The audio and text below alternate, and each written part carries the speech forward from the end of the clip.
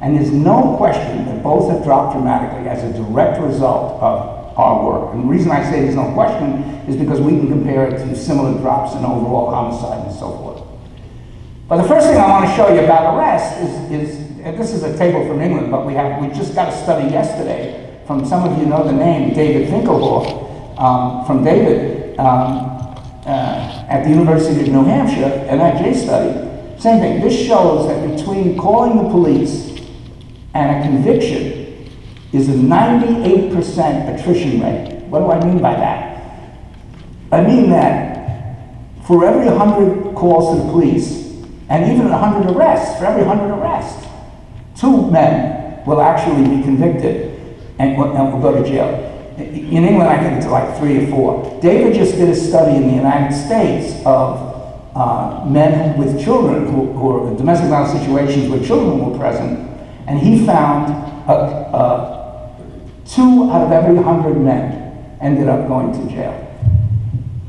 Now, part of the problem we're going to have tonight, and part of the problem we're going to have throughout all of the discussions of family court, is are we dealing with corrupt, venal, stupid judges, corrupt, venal, stupid guardians ad litem, evaluators, and so forth, family bar?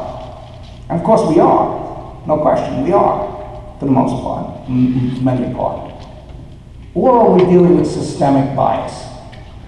Or are we dealing with systemic bias? And of course they're not mutually exclusive, but it's important to make that distinction because we could educate judges. New Jersey is one of the very few states that requires our family judges to get domestic violence education. I've keynoted their family judges conferences, several times.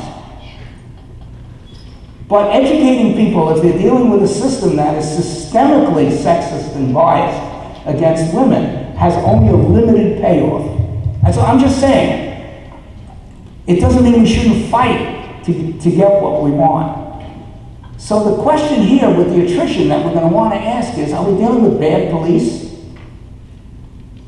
For years, and Dr. Green knows this, when we were dealing with the child welfare system in New York City, they were taking children away from mothers solely because the mothers were abused and charging the mothers with neglect.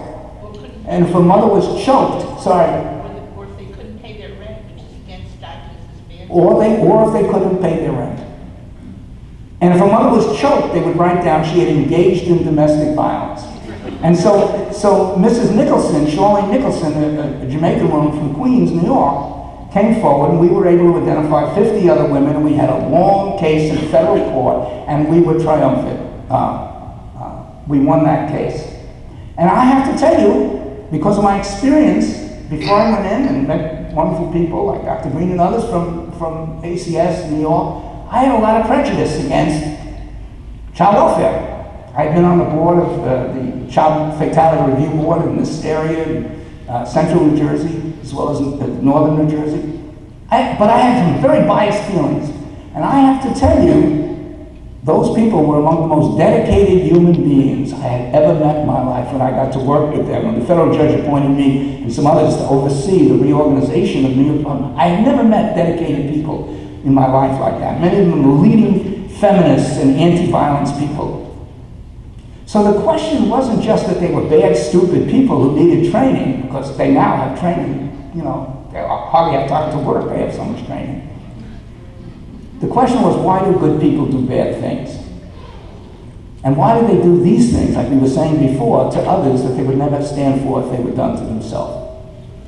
That's a very difficult question to answer. But the answer for some of you, maybe you're not all sociologists, but the answer is that there are systemic factors at work, that sexual inequality is a systemic reality in our society, just like racism is a systemic reality. You can give every cop cameras and sensitivity training, but the systemic nature of inequality is such that no matter how much we achieve, until we address those issues, we're challenged. So let's move on. So the other thing I just want to make clear is that I'm not going to argue that women aren't violent. I'm one of the few feminists who writes about this work that acknowledges that women are as violent as men. The women I work with mostly have killed their husbands. They have long histories, some of them, of violence. So there may be parity in violence. When you get down to adolescent girls, for example, adolescent girls use a lot of violence against boys. I'm going to argue this has nothing to do with our experience that we're talking about in family courts. That symmetry is different than parity. That is, something can be similar in terms of that we hit each other a lot, and yet completely different in terms of the overall shape and form and meaning of these events. We didn't get started in this business because we were opposed to violence. We got started in this business because we were opposed to violence as an instrument of domination and oppression. I'm not saying you shouldn't be against violence, teach your kids not to be violent, it's great. A lot of the women we work with in the shelters and the streets will say sometimes you have to take a beating. A lot of the women we work with, they give as good as they get. If a murder occurs in the bedroom, the man has the upper hand. You get him in the kitchen, that changes. That changes. Right? But I'm not saying this glibly. I'm saying that we need to understand when we talk about what we're talking about, that we're talking about something very different than simply people hitting each other. And we need to get the law to understand that domestic violence is not an assault. Domestic violence is a liberty crime in which assault is one weapon. And very important to remember that, very important to remember that. The other thing I wanted to show you is about homicide. I thought this is fun. And if you buy the book, you can see this in the book, same slide. Yeah, I told you that we have reduced homicide dramatically. But if you look at this slide, what you see is that the main beneficiaries of this reduction in homicide have been men. We have reduced male homicide victims, and particularly African-American male homicides, by about 80%, and men overall 60 to 70%. During a period when the killing of women has dropped very little. The killing of African-American women has dropped about 36%, which is about 1% a year, much less than the overall drop in homicide during that period, and the killing of Caucasian women has not dropped at all. So we are protecting men much better than we're protecting women. And there's nothing wrong with that. I mean, I'm a man, I like the idea that I'm being protected. I went to an old people's seminar the other day because I'm in my, moving on toward 80, and with the Great Panther ladies, and they were talking about sex after the men are dead. What are women going to do for sex after we're dead? I was listening to this about 20 minutes. I get a little uncomfortable. I'm married to a younger woman, and there's a lot of advantages. I don't know if your mother's ever told you that, but you know what I'm talking about. So, I'm married to a younger woman, and she's a doctor. I have people talk about concierge medicine. A retired doctor. I get to sleep with my doctor in case I have a pain in the middle of the night. I don't have to get on the phone on my insurance number. She's right there. She's right there. But I was concerned about why were they talking about, why were they talking about me as if they weren't going to keep you alive longer rather than just put men. So there's nothing wrong with keeping men alive, but part of this has to do with the context in which men and women kill each other. I know it's not particularly interesting, but it's part of the work we're doing. It's a slide that I put up there, so I have to talk about it.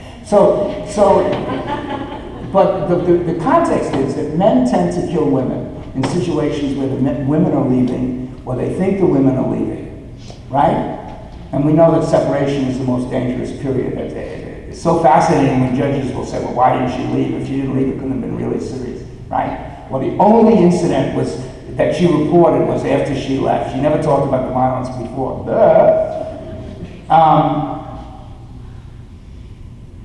But women tend to kill men in situations where they feel themselves or their children threatened. Not necessarily in self-defense, but nevertheless in those situations. By creating shelters, by allowing the police to come in and make arrests, calling the police, we gave women an alternative to killing men. In 1972, when we took the first woman into our house and girl into our house, women and men were killing each other in just about equal numbers in partner relationships. Today, you can see the male line is the red dots on the bottom, and the other is the women's dots. You see what I'm saying? So now, what's wrong with shelter? Nothing. It saved a lot of lives. You were saying that before, didn't it? They definitely saved a lot of lives.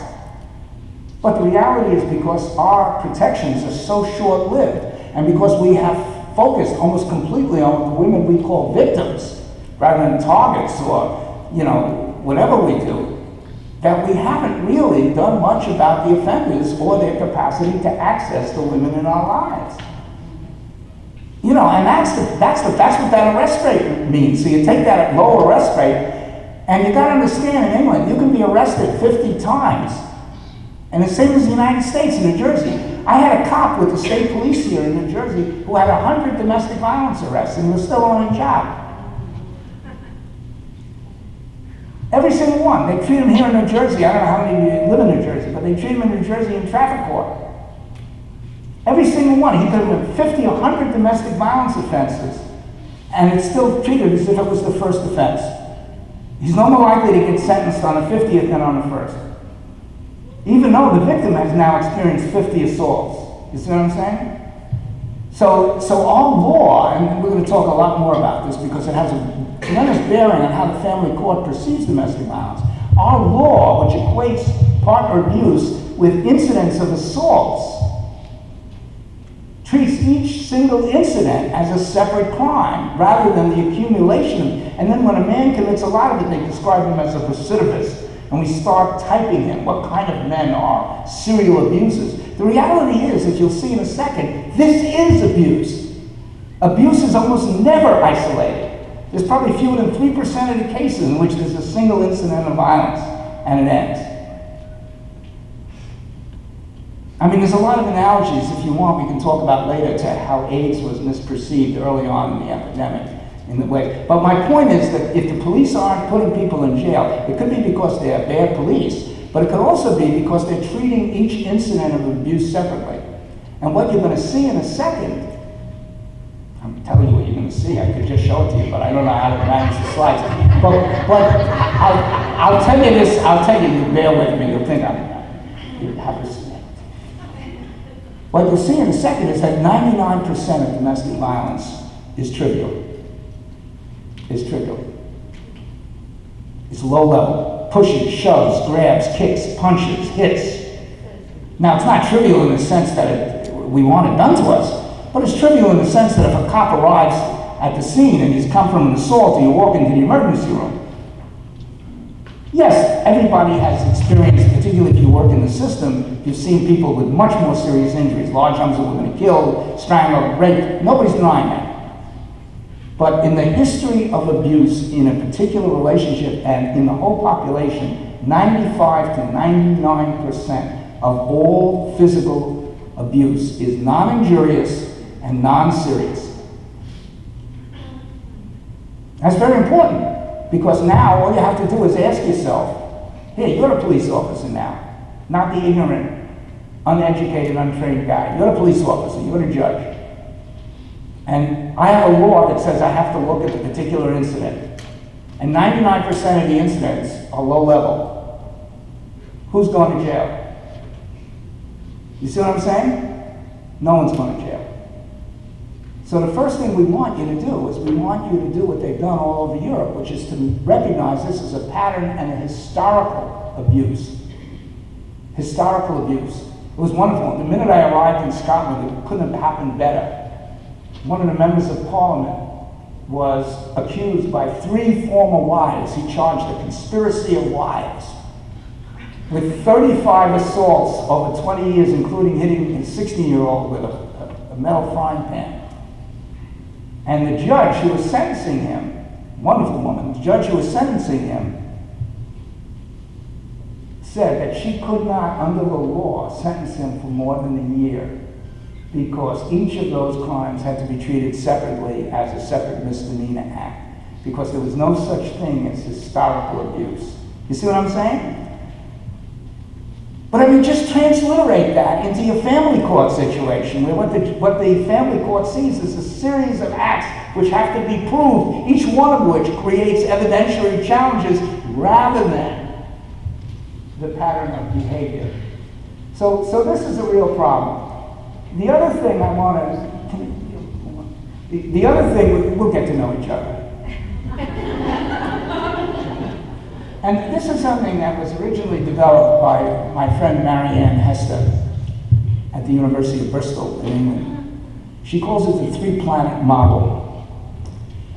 Oh, you good. And basically her argument is that family court, juvenile court,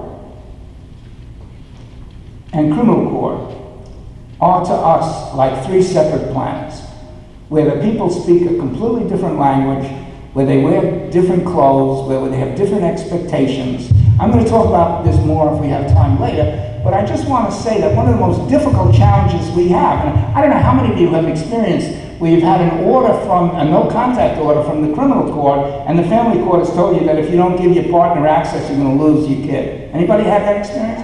Oh my God! You wouldn't find that in almost any other audience. It's incredible. How are we supposed to live on those three planets? It's crazy making. I go to criminal court and they tell me, you know, press charges. You're a good, you know, witness, and we need you, and we want you to really press charges. And oh boy, you're angry, and oh, we love that, we love that. And you say the same thing in family court. You're not cooperating. She's a really exaggerating bitch. You know, I can see how a guy would want to abuse her with all that. No, am I wrong? And you go to the child welfare system. I know most of you here, you know, are Caucasians. You know, you maybe middle income. At least you were at one point before the divorce thing, or high affluent. But you were at one point, right? I just finished a case with a wife who was married to one of the richest men in the world, and she couldn't take a motel room. She didn't have a credit card or money to have a hotel room. So don't judge a book by its, you know, the library or stack that it's in, right? But the reality is that in child welfare, the men are virtually invisible. Or at least they were. They were. When we started out with our lawsuit against the city of New York in Nicholson, all the cases in child welfare were classified under the mother's name, even if she was dead.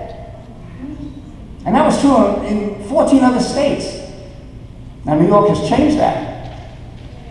But the reality is that men were invisible to this system unless there was child sexual abuse. Right? And even then, they still didn't get the idea that it was the guy that was living with the child that was much more likely to be the abuser of the child than, you know, when we got it, it was the guy in the Bronx where I grew up in New York.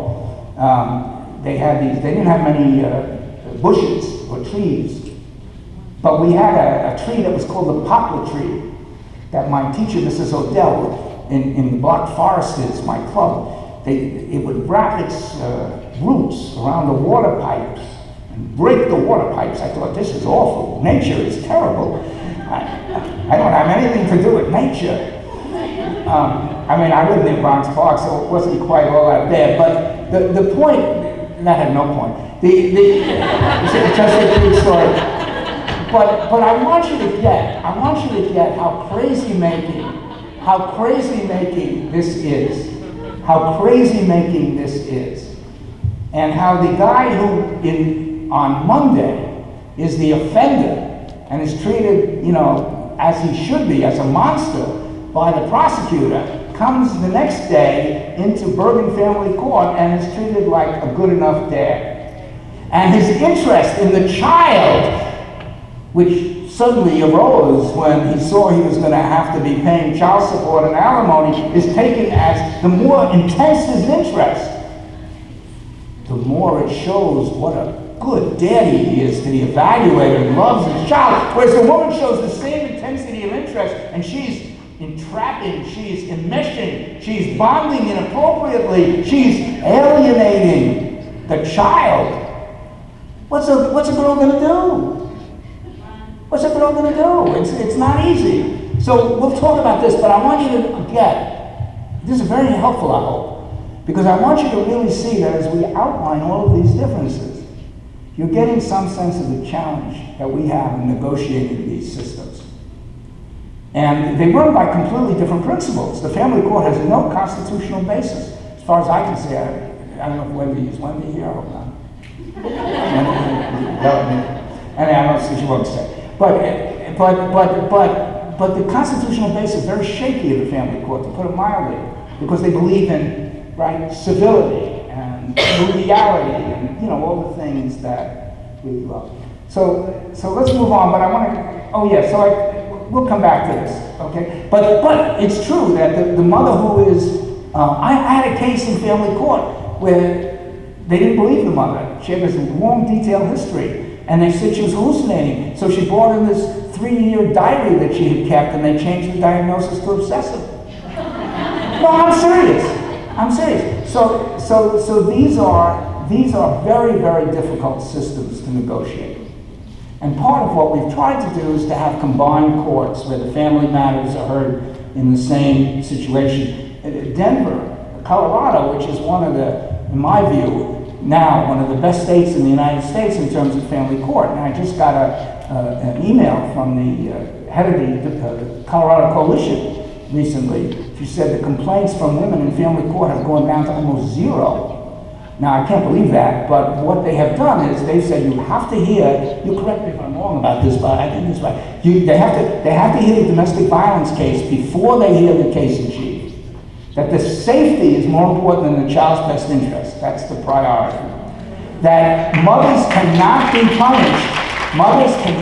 punished for violating court orders if they do so out of a genuine belief that they're protecting their child. Just those 3 little changes in the family law, to me, are absolutely monumental in terms of moving toward the kind of equity we need. So we can move on with this, but that's fine. So I'm just going to very briefly explain why this family violence model, this violence model that we have, which focuses on individual acts and assesses the seriousness of abuse by the level of violence, is a bad system. And I've told you a lot of this already, so I'm going to move through this quickly. But I just want to give you a sense of what is out there. I don't know how many of you have experienced these things, but I want you to see this. This is a recent population study by our Centers of Disease Control, 2010 study. And look at the red things on the end are more than 50 times. More than 50 times. And look at that. She slapped, pushed, or shoved more than 50 times. Almost 35% of the abused women reporting to this system. More than 50 times. Beaten, hit with a fist. And the lowest level is 11 times. 11 times. Are you looking at this? Now, frequency, we know, is completely gendered. 3% of the women we're arresting have more than, I think, 3 offenses, 5 offenses. 50% of the men we're arresting have more than 5, 10, 15 offenses. And this is what we're seeing. So the first thing we've got to know is that this physical abuse is incredibly frequent. And more than frequent, it's ongoing. We don't experience the whole presumption of a lot of our interventions, and I know I'm talking to the converted, is that men, and a lot of the work we do with batteries, the assumption is that there's this thing called the episode of violence. And then there's this, what they call in my field, time between violence. There's this space between violent episodes. When the woman can decide to leave and the man can decide to do his timeout exercise and not get abusive and what have you. But this is not what's going on. Even if you just look at the violence, we're not talking about anything else now, we're just talking about physical violence. You get somebody who's, and these are the same women, this is not different women. And now notice they're still using the word choked at CDC. We understand that choking is not choking. Choking is when you get an apple and you get stuck in your throat. Well, we're talking about strangulation. Strangulation doesn't require that you're unconscious. It requires somebody who puts his arm around his hands around your neck with the idea that he's going to stop you breathing. You don't have to have marks to be strangled. It's a felony crime. So, but just look at this. Okay, so we can move on from this, but I just want you to get a sense of how frequent we're talking about. And this is data on severity, in case you didn't believe me. This is some of my data from my hospital research at Yale, data from the military, and data from the police.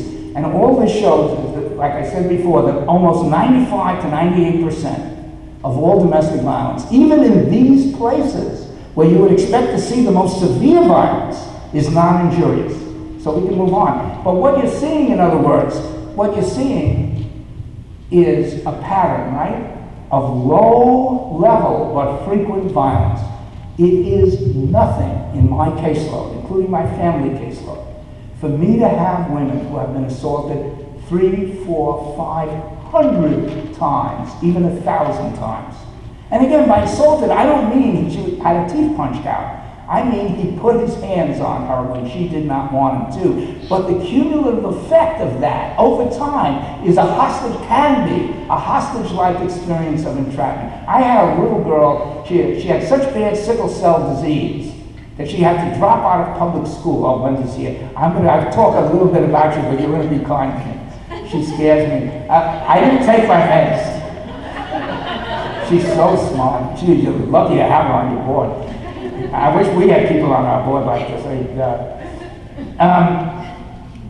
So this young woman had such bad sickle cell disease, she had to drop out of high school. She was about 86 pounds, and her boyfriend was about 180 pounds. She was living with him in his mother's house, and she had stabbed him.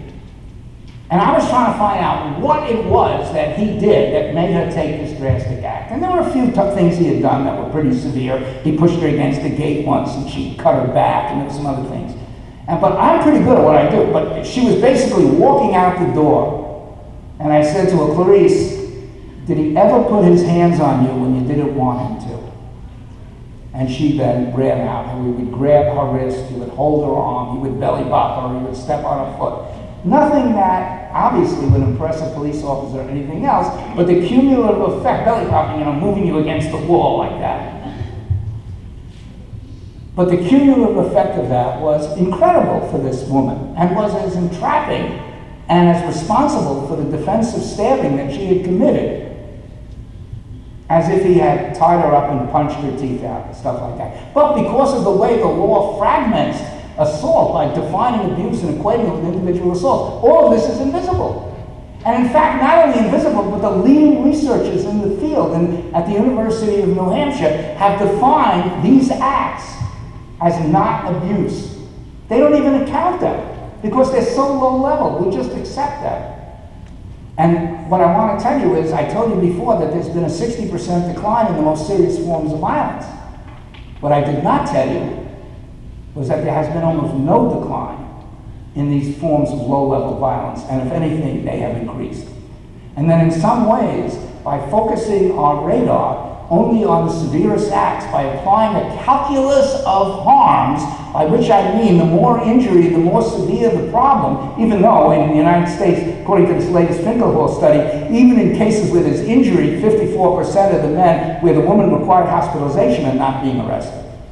So it's not like we're arresting, but we're arresting more with this injury.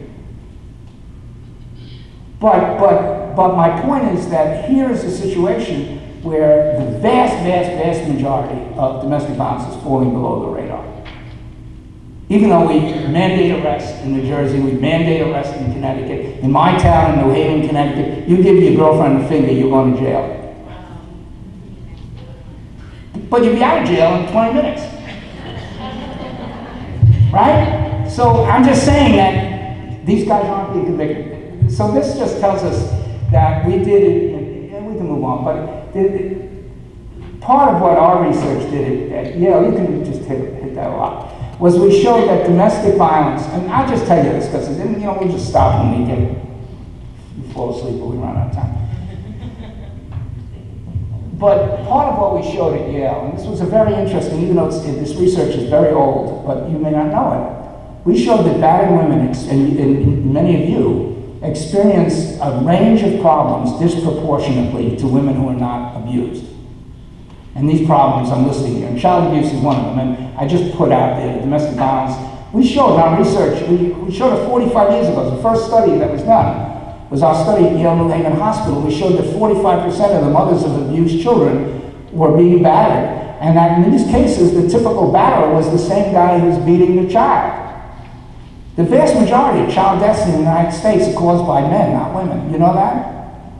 And which is remarkable given the number of single-family headed households, right, by women. It's a remarkable fact.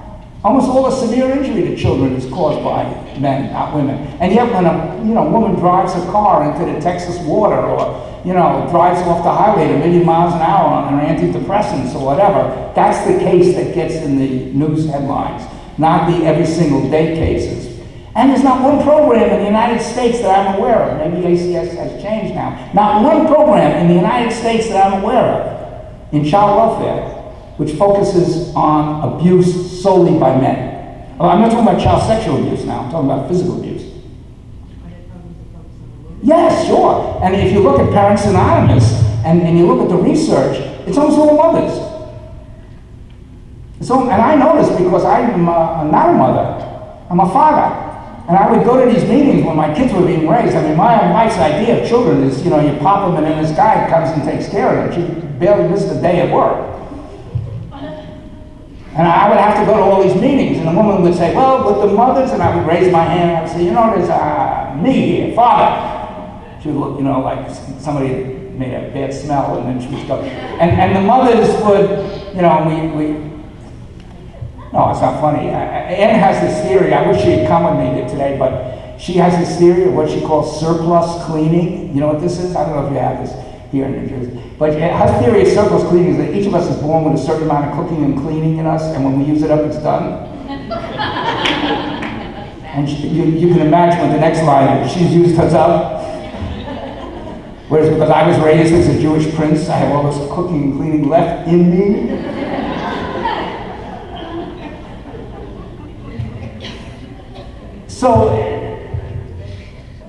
But the point is that men were virtually invisible in this system, even though it was so significant. But in addition, we found out that domestic violence was associated with very, very high rates of attempted suicide, of homelessness, of HIV disease, of depression, a range of medical problems. Now, the vast majority of abused women do not experience these problems. But enough abused women do experience these problems that